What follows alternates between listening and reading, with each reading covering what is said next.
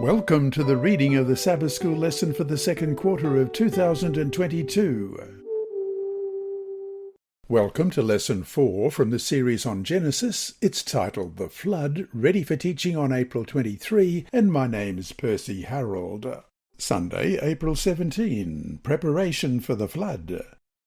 Read Genesis chapter 6, verse 13 to chapter 7, verse 10. What lesson can we learn from this amazing account of early human history? Genesis 6, beginning at verse 13, And God said to Noah, The end of all flesh has come before me, for the earth is filled with violence through them. And behold, I will destroy them with the earth.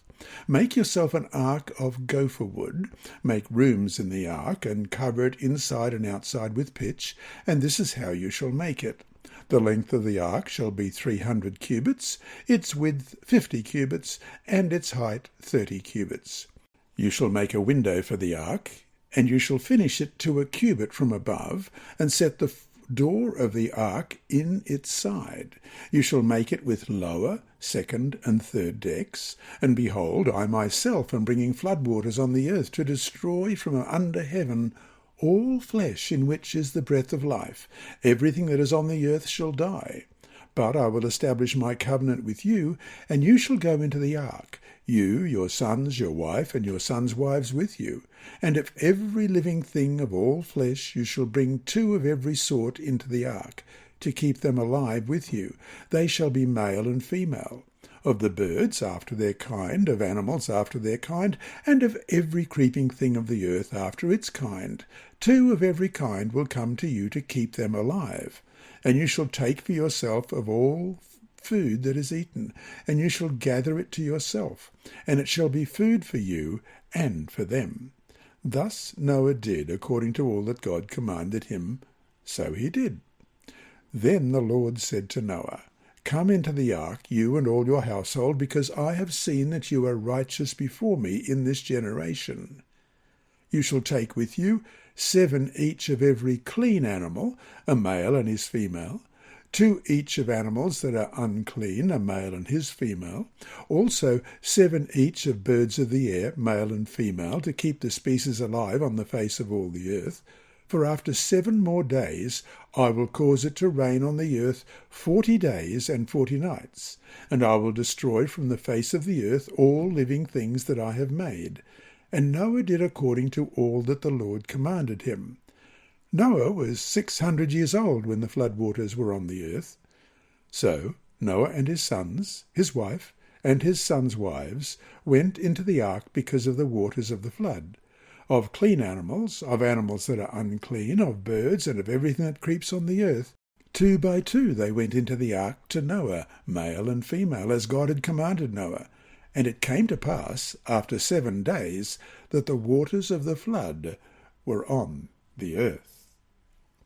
Like Daniel, Noah is a prophet who predicts the end of the world.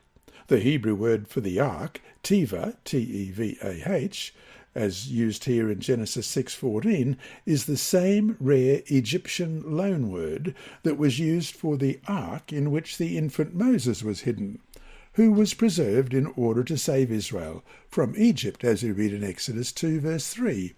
But when she could no longer hide him, she took an ark of bulrushes for him, daubed it with asphalt and pitch, put the child in it, and laid it in the reeds by the river's bank. Also, some have seen in the general structure of the ark parallels to the ark of the tabernacle as recorded in Exodus 25, verse 10. And they shall make an ark of acacia wood, 2.5 cubits shall be its length, 1.5 cubits its width, and 1.5 cubits its height. Just as the ark of the flood will permit the survival of humankind, so the ark of the covenant, a sign of God's presence in the midst of his people, as we read in Exodus 25, verse 22, points to God's work of salvation for his people. And there I will meet with you, and I will speak with you from above the mercy seat, from between the 2 cherubim which are on the ark of the testimony, about everything which I will give you in commandment to the children of Israel. The phrase, Noah did according to all that God commanded in Genesis 6:22 concludes the preparatory section. The verb asa, A-S-A-H, meaning did, referring to Noah's action, responds to the verb asa, A-S-A-H, make, in God's command, which began the section in chapter 6, verse 14, and is repeated 5 times in verses 14 to 16. This echo between God's command and Noah's response suggests Noah's absolute obedience to what God had told him to do, to asa, A-S-A-H. It is interesting that this phrase also is used in the context of the building of the Ark of the Covenant, as we read in Exodus 39, verse 32, "Thus all the work of the tabernacle of the tent of meeting was finished, and the children of Israel did according to all that the Lord had commanded Moses. So they did." And verse 42, "According to all that the Lord had commanded Moses, so the children of Israel did all the work." And Exodus 40 and verse 16, "Thus Moses did, according to all that the Lord had commanded him. So he did."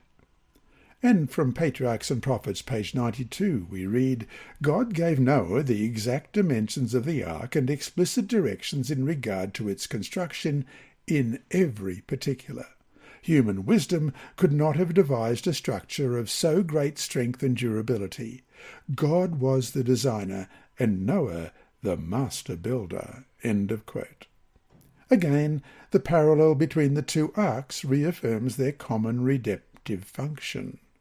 Noah's obedience is thus described as a part of God's plan of salvation. Noah was saved simply because he had that faith to do what God commanded him to do, as you read in Hebrews chapter 11 and verse 7.